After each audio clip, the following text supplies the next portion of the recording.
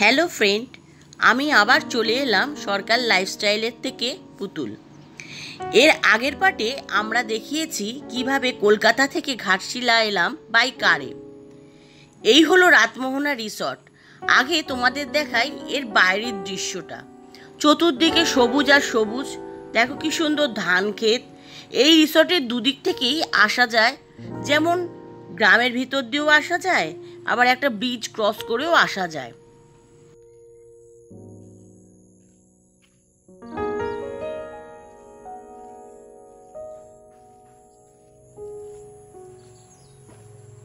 এই রিসর্টের এন্ট্রির মুখেই আছে বিশাল বড় পার্কিং এরিয়া।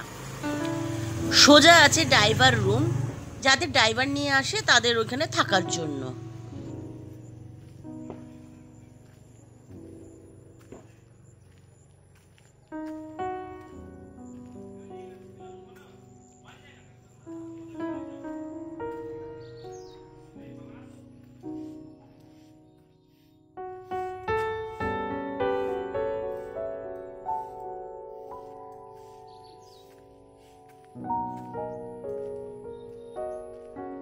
এই হচ্ছে রিসেপশন।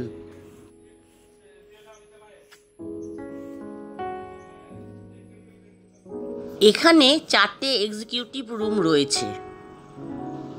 এই এক্সিকিউটিভ রুমটা হচ্ছে ডবল বেডেড রুম। এই রিসর্টে রুম রেন্ট কিন্তু সিজন ওয়াইজ ভ্যারি করে। রিসেপশনের পাশেই রয়েছে ডিলাক্স রুম। এই রুমে 3 জন অ্যাডাল্ট অ্যালাউ করা হয়। আমরা ছিলাম ডিলাক্স রুমে। এখানে এক্সট্রা পার্সেন্ট চার্জ নেয় 500 টাকা।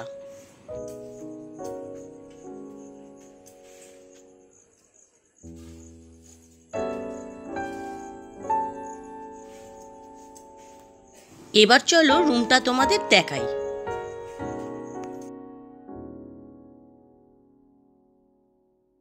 রুমে ছিল একটা সিঙ্গেল সোফা কাম বেড, একটা এলইডি টিভি ছিল, তার নিচে ছিল র্যাক, তাতে ছিল 1 লিটারের 2টো জলের বোতল, একটা ছিল টি টেবিল, একটা ওয়ার্ড্রপ ছিল মিরার দেওয়া, এসি ছিল রুমে, একটা ছিল কিং সাইজের বেড ও তার 2 সাইডে ছিল 2টো সাইড টেবিল।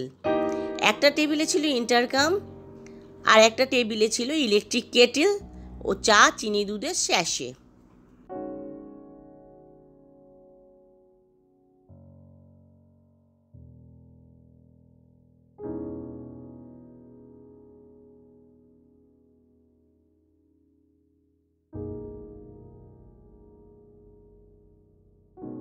রুমটা ছিল উডেন ফিনিশ, খুব সুন্দরভাবে ডেকোরেশন করা ছিল।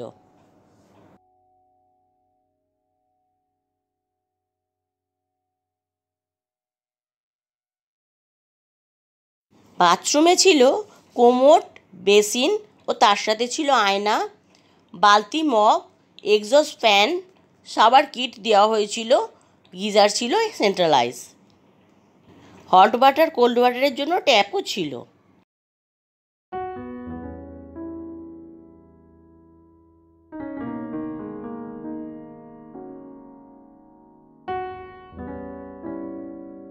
এই রুমের ব্যাক সাইডেও একটা ব্যালকনি ছিল, কিন্তু সেটা বন্ধ করা ছিল পোকামাকড়ের জন্য।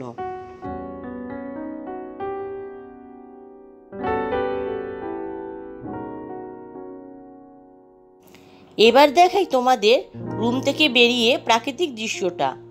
এই দৃশ্য দেখার জন্য এত কষ্ট করে আমরা কলকাতা থেকে ঘাটশিলা পর্যন্ত এলাম। তোমরাও আমাদের সাথে ভিউটা এনজয় করো। এই দেখো সুবর্ণরেখা নদী কেমন বর্ষার জলে ভরপুর হয়ে উঠেছে।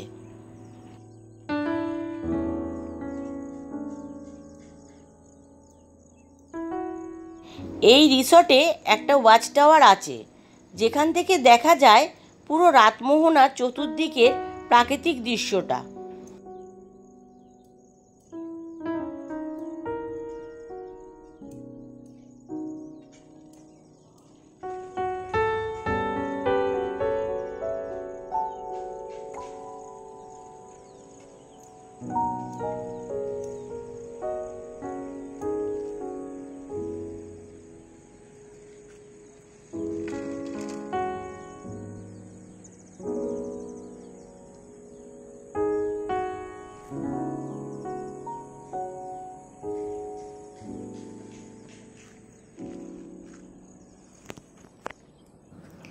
এই রিসর্টটা খুবই পরিষ্কার পরিচ্ছন্ন। এখানে দুজন মালি রাখা আছে, তারা সব সময়ের জন্য বাগান পরিষ্কার করছে।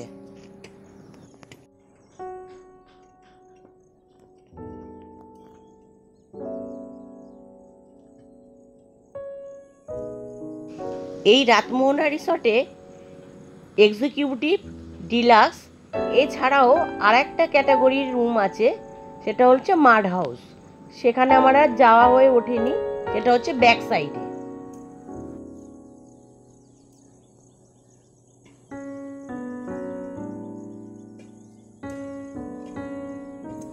এখানে বাচ্চারা আসলেও বোর হবে না, কারণ এখানে একটা পার্ক আছে, তাতে স্লিপ আছে, দোলনা আছে, আর অনেক রকমের জিনিসও আছে।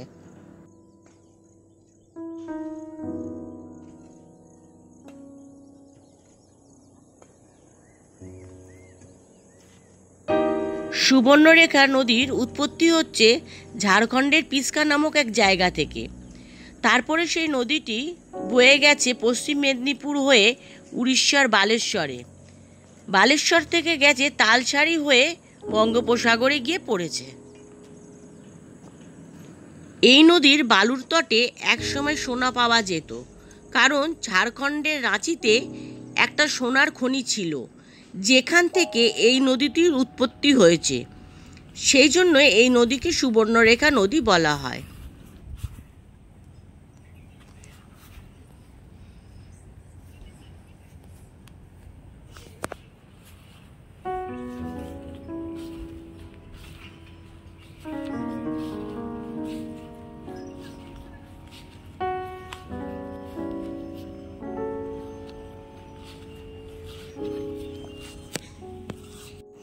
রাতমোহনা রিসর্টে একটা ক্রাফটেরও কাউন্টার আছে, যেখান থেকে নিজেদের পছন্দ মতন জিনিস কেনা যায়।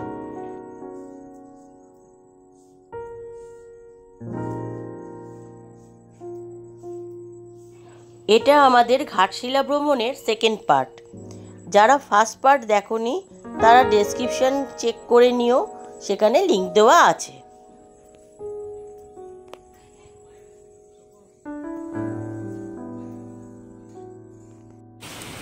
আমরা ঠিক করলাম বিকালবেলায় দু একটা সাইট সিন করে নেব।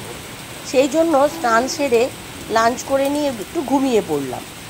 ঘুম থেকে উঠে দেখি ঝমঝমিয়ে বৃষ্টি পড়ছে, আর তো কিছুর করার নেই, তাই বারান্দায় বসে আমরা চা খেতে খেতে সুবর্ণরেখা নদীকে ও তার প্রাকৃতিক দৃশ্যকে দু চোখ ভরে দেখতে লাগলাম।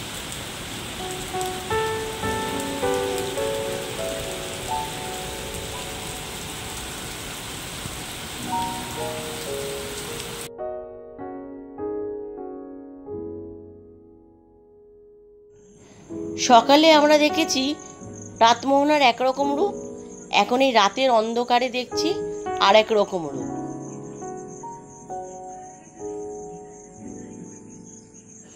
আজকের মতন ব্লগটা এখানেই শেষ করলাম। পরের ব্লগে থাকছে যে আমরা কিভাবে সাইট সিন করলাম। তোমাদের যদি ভিডিওটা ভালো লেগে থাকে তাহলে লাইক, শেয়ার এবং সাবস্ক্রাইব করে দিও। টাটা।